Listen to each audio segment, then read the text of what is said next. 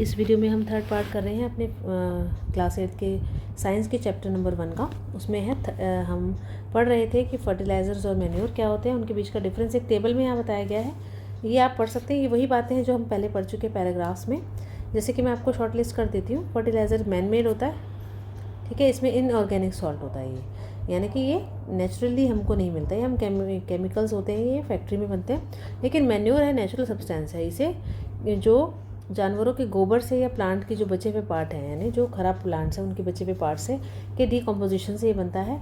Second part है, second topic में है फर्टिलाइज़र्स को फैक्ट्रीज़ में बनाया जाता है, लेकिन मैन्योर को खेतों में बनाया जाता है। फर्टिलाइज़र्स ह्यूमस प्रोवाइड नहीं करता सॉइल में, लेकिन मैन्योर बहुत ज़्यादा ह्यूमस प्रोवाइड करता है। फर्टिलाइज़र्स बहुत रिच होता है प्लांट के न्यूट्रिएंट्स में, जैसे नाइट्रोजन, फॉस्फोरस और पोटेशियम में, लेकिन मैन्योर थोड़ा कम होता है रिच, लेकिन फिर भी नुकसान नहीं पहुंचाता है ना वाटर बॉडीज़ को, ना हम लोगों की हेल्थ को। तो इसलिए मैन्योर इज़ बेटर ऑप्शन अगर आपसे कभी पूछा जाए तो इसमें आपको डिफरेंस बता दिया गया। तो लेकिन मैन्योर के फ़ायदे बताइए।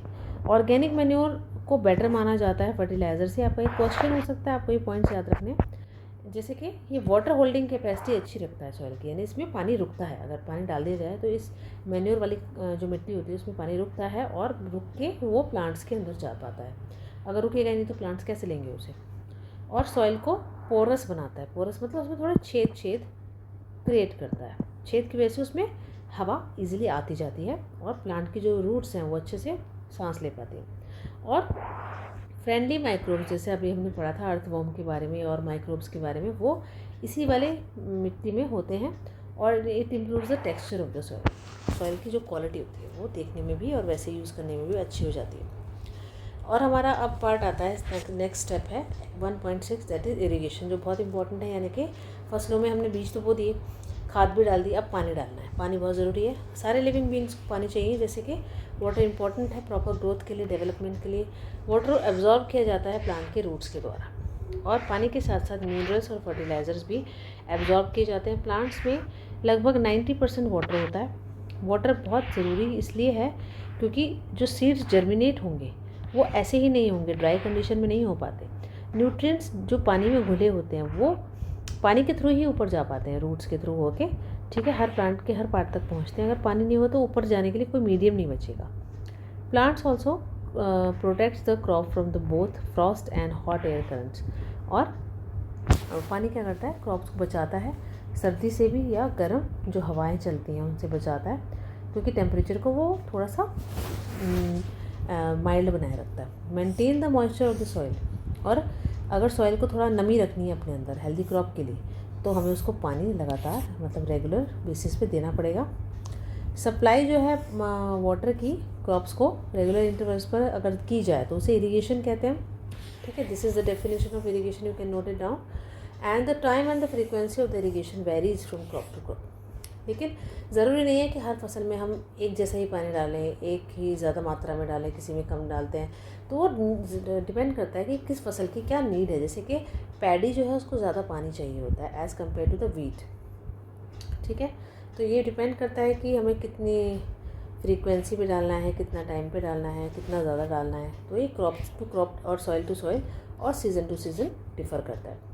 समर में जैसे कि जल्दी से इवेपोरेशन हो जाता है पानी का, तो पानी की ज़्यादा ज़रूरत पड़ती है। ऐसा इसलिए होता है क्योंकि इंक्रीज रेट ऑफ इवेपोरेशन, देखिए मैंने अभी आपको बताया, वो ज़्यादा जल्दी हो जाता है तो पानी सूख जाता है, इसलिए हमें बार बार पानी देने की ज़रूरत पड़ती है। इरिगेशन के सोर्सेज क्या हैं, मतलब हम पानी कहाँ कहाँ से लेके दे सकते हैं। कुओं से, ट्यूबवेल से, पॉन्ड्स, लेक्स, रिवर्स, डैम्स और कैनाल से। ये सब आप सब जानते हैं, ठीक है। ट्रेडिशनल मेथड ऑफ इरिगेशन कौन सा है, देखिए ये ट्रेडिशनल मेथड है, ये है मोट। मोट क्या होता है, वाटर जो कुओं में होता है, लेक्स में होता है, कैनाल्स में, उनको निकाला जाता है अलग अलग मेथड से अलग अलग रीजन के अंदर, ठीक है, जिससे कि उन्हें खेतों तक पहुंचाया जा सके। कैटल या और ह्यूमन लेबर, यानी कि या तो जानवरों का यूज़ करते हैं या ह्यूमन खुद करते हैं, इन मेथड्स का यूज़ करते हैं। और ये मेथड्स थोड़े सस्ते हैं लेकिन इतने इफ़ेक्टिव नहीं हैं, कम एफिशिएंट है। लेकिन ये थोड़े पुराने तरीके हैं, तो इनके बारे में हम इसलिए जानते हैं क्योंकि हम कंपेयर कर सकते हैं नए तरीक़ों से इनका। तो पहला है मोट, यानी पुली सिस्टम। इसमें क्या करते हैं, देखिए आपने देखा होगा कि एक पुली सिस्टम है, यानी बर्तन को नीचे कुएं में डाला और उसे पुली की हेल्प से खींचा। दूसरा है चेन पंप, देखिए ये वाला, ये चेन पंप है, ये आपने देखा होगा।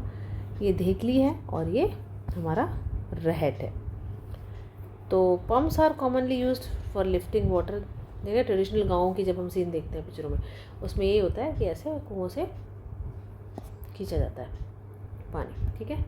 एंड डीजल, बायोगैस, इलेक्ट्रिसिटी और solar energy is use to run these pumps. तो पम्प्स क्या होते हैं? पम्प्स क्या होते हैं? ये ट्यूबवेल्स की बात कर रहे हैं। उन पम्प्स को यूज़ किया जाता है मतलब इलेक्ट्रिसिटी प्रोड्यूस करके। वो इलेक्ट्रिसिटी हमें डीजल से मिल सकती है, बायोगैस से, या सोलर एनर्जी यूज़ करके भी मिल सकती है। तो उनको यूज़ करके किया जाता है। अब जो लेकिन मॉडर्न मेथड्स हैं, ठीक है, आजकल जो इरिगेशन है कि पानी की वेस्टेज भी ना हो और पानी जहाँ पर पहुँचना है वहाँ पहुँच भी जाए। मॉडर्न मेथड्स क्या हैं? उससे पानी इकोनॉमिकली यूज़ होता है, यानी कि वेस्ट नहीं होता। मेन मेथड्स जो होते हैं वो क्या हैं? Sprinkler system. सबसे पहला स्प्रिंकलर होता है छिड़काव करना, जैसे कि, तो ये सिस्टम बहुत ज़्यादा यूज़फुल है ऐसी लैंड पर जहाँ कभी कहीं प्लेन है, कहीं ऊंची नीची है, अनइवन लैंड पर जहाँ पानी अवेलेबल भी नहीं है। परपेंडिकुलर पाइप्स, देखिए परपेंडिकुलर पाइप्स, देखिए सबके बीच में 90 डिग्री का एंगल बना हुआ है यहाँ पर, इसलिए इनको परपेंडिकुलर पाइप्स बोला गया है। उनके रोटेटिंग नोजल से टॉप पर, यानी कि जैसे नल का होता है नोजल, ऐसे इनके टॉप्स पे नोजल बने हुए हैं। उनको मेन पाइपलाइन से, इस पाइपलाइन से जोड़ दिया, ठीक है। ये सब जगह जा रही है इधर। अब क्या करेंगे? रेगुलर इंटरवल पर पानी छोड़ा जाता है और पानी को फ्लो करने दिया जाता है मेन पाइप के थ्रू प्रेशर में with the help of a pump, ठीक है। यहाँ पंप चल रहा है ये, और ये पानी को छोड़ रहा है। अब क्या होगा? To flow through the main pipe under pressure with the help of the pump, it escapes from the rotating nozzles. इसको नोजल्स रोटेट ना हो जाए, इससे प्रेशर को कंट्रोल करता है ये कि अपने आप रोटेट ना हो जाए। It gets sprinkled on the crop as if it is raining. ये जो यहाँ से एक तरह से फुहारा सा छूटता है, जैसे कि ऐसा लगता है कि क्रॉप्स के ऊपर रेनिंग हो रही है, ठीक है। स्प्रिंकलर बहुत यूज़फुल है लॉन्स के लिए, कॉफ़ी प्लांटेशन के लिए। कॉफ़ी प्लांटेशन का मतलब ऐसा एक बहुत बड़ा फील्ड जहाँ पे सिर्फ कॉफ़ी ही उगाई जा रही है, और बहुत सारी ऐसी क्रॉप्स के लिए बहुत इफ़ेक्टिव सिस्टम है। देखिए कितने अच्छे से पानी जहाँ पहुँचना चाहिए वहीं पहुँच रहा है। मेनली इससे भी ज़्यादा इफेक्टिव है ड्रिप सिस्टम, मतलब पानी को बचा के रखने के लिए, पानी का वेस्टेज ना हो। इस सिस्टम में क्या होता है? पानी जो है वो ड्रॉप बाय ड्रॉप जाता है उन रूट्स के ही पास, ऊपर नहीं जाता। जैसे इसमें तो ऊपर छिड़का, लेकिन ड्रिप में अंदर रूट तक जाता है। इसको हम ड्रिप सिस्टम कहते हैं। ये बेस्ट टेक्निक है आप फ्रूट प्लांट्स, गार्डन्स और ट्रीज़ को वाटर करने के लिए। वाटर वेस्ट बिल्कुल नहीं होता है, और ये बहुत उन जगह के लिए बहुत बड़ा एक इन्वेंशन है जहाँ पर पानी की अवेलेबिलिटी बहुत पुअर है, ठीक है। इसमें हम हमारा है प्रोटेक्टिंग फ्रॉम वीड्स, यानी कि हमारा लास्ट नहीं है, सॉरी, वीड्स से अभी हमारे दो और बचे। वीड्स क्या होते हैं? जैसे हमने मेन क्रॉप उगाई, उसके साथ साथ झाड़ियाँ भी, कुछ झाड़ियाँ भी उग गई। मुझे और पहली एक पास के ही वीट फील्ड में गए, उन्होंने देखा कि कुछ और भी, मतलब जो उगाए नहीं थे वो भी प्लांट्स उग गए हैं, ठीक है। वीट प्लांट्स के साथ साथ उनकी तो ज़रूरत थी ही नहीं। तो एक फील्ड में आपके कुछ ऐसे पौधे भी उग जाते हैं जो आपको चाहिए नहीं थे, ठीक है, क्रॉप्स के साथ। ये जो अनडिज़ायरेबल प्लांट्स हैं इनको ही वीड्स कहा जाता है। झाड़ियाँ किसी काम की नहीं होती, ठीक है। और इस वीड्स को हमें अगर हम निकाल देते हैं तो उनको वीडिंग कहते हैं, उस प्रोसेस को। अब वीडिंग ज़रूरी क्यों है? वो इसलिए ज़रूरी है क्योंकि ये हमारी जो हमने उगाया तो था ये वीट, लेकिन यहाँ पे उग गई है ये झाड़ियाँ सी, मान लो इस तरह में अलग से ऐसे डायग्राम बना के दिखा रही हूँ जिससे आपको नज़र आ जाए। ये वीट था, यहाँ झाड़ियाँ उग गई। अब क्या हुआ? जो सनलाइट यहाँ पड़नी थी वो पड़ी नहीं, इनकी वजह से ये बीच में आ गई। जो पानी इसको चाहिए था वो इन्होंने भी पी लिया, जो न्यूट्रिएंट्स इसको चाहिए थे वो इन्होंने भी ले लिए। अब क्या हुआ? ये सारी चीज़ों से कम्पीट करती हैं, यानी कि जो चीज़ पौधे को चाहिए, मेन हमारी क्रॉप को चाहिए, वो उसको लेती है, मतलब उसका शेयर कर लेती है। जितना उसको चाहिए था उतना नहीं मिल पाता, तो वीड्स क्या करती हैं? इंटरफेयर करती हैं काटने में। मतलब हमको मेन फसल काटनी है, बीच में झाड़ियाँ आ गई, बताओ तो हम कैसे काटेंगे?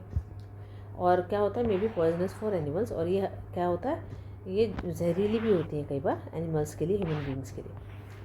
फार्मर्स क्या करते हैं? बहुत सारे तरीके अपनाते हैं कि वीड्स हो ही ना और इनकी ग्रोथ को कंट्रोल कर सकें। टिलिंग जो हम करते हैं ना बीज बोने से पहले, तो उसमें क्या करते हैं, जो वीड्स को पहले से हम जड़ से उखाड़ के फेंक देते हैं और उन्हें मार देते हैं। मतलब कुछ इस तरह की हम छिड़काव करते हैं वीडीसाइड्स का, जिससे वो मर जाती हैं। एंड विच में देन ड्राई अप, और फिर वो सूख जाती हैं और फिर वो मिक्स हो जाती है सॉइल के अंदर। तो सबसे बेस्ट टाइम रिमूवल का वीड्स का वो तभी है जब हम उसमें फ्लावर्स और सीड्स आए ना, उससे पहले पहले हम उसे हटा दें। तो मैनुअल रिमूवल यानी हाथ से हटाना, उन वीड्स को तोड़ना, झाड़ियों को, उसमें फिज़िकल रिमूवल होता है। हम उखाड़ते हैं डायरेक्ट जाकर और उनको काटते हैं बिल्कुल ज़मीन से, मतलब ऊंचाई से नहीं, नीचे ज़मीन से मैक्सिमम जहाँ तक काट सकते हैं वहाँ तक काट देते हैं टाइम टू टाइम। तो ये खुरपी से किया जाता है, ठीक है, आपने खुरपी देखी होगी। सीड ड्रिल जो है वो भी वीड्स को निकालने के लिए यूज़ किया जाता है।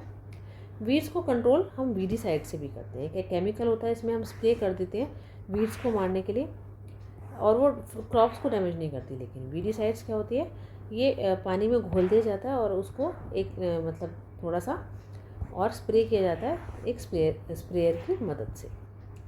तो एज़ ऑलरेडी मैंशन, जैसे कि हमने पहले देखा है, वीडीसाइड्स जो स्प्रे करते हैं वेजिटेटिव ग्रोथ के दौरान, यानी फ्लावर आने से पहले, सीड्स बनने से पहले, तो स्प्रेइंग ऑफ वीडीसाइड में अफेक्ट, लेकिन क्या है, फार्मर्स के नाक में चली जाती है, सांस में चली जाती है, उससे उनकी हेल्थ अफेक्ट होती है।